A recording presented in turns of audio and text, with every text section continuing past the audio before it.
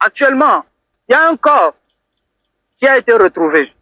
Mais le problème en est que les policiers sur les lieux n'autorisent pas nos frères et sœurs africains qui connaissent très bien Alessandra d'approcher le corps pour pouvoir identifier si c'est elle ou pas. On met ça de côté. Écoutez ça, je reviens.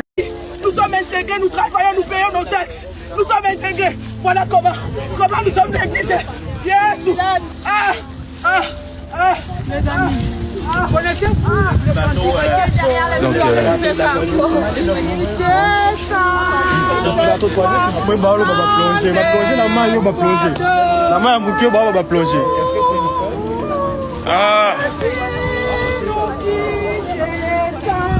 putain.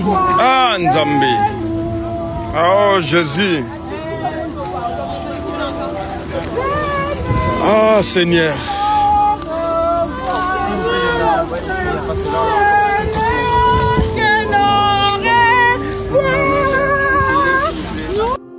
Bon.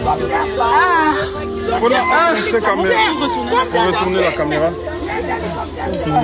Ah, Seigneur Jésus. Oh, Seigneur Jésus. Les Africains sont négligés. Oh, nous les Africains, on a négligé. Oh, Jésus. Il faut savoir que cette île est connue par les services de police comme lieu de disparition de plusieurs personnes dont on n'a jamais retrouvé le corps d'ailleurs. Oui, effectivement, on se souvient par exemple de la disparition d'Ariel Kouakou, un jeune Ivoirien âgé de 12 ans à l'époque, de Laure Onana âgé de 20 ans, de Cassidy Maréchal âgé de 21 ans, bref, la liste est longue. Et... Vous avez entendu, le Canada, c'est un pays qui est connu comme un pays sûr, l'un des pays les plus sûrs au monde, ok, dans lequel il y a la sécurité.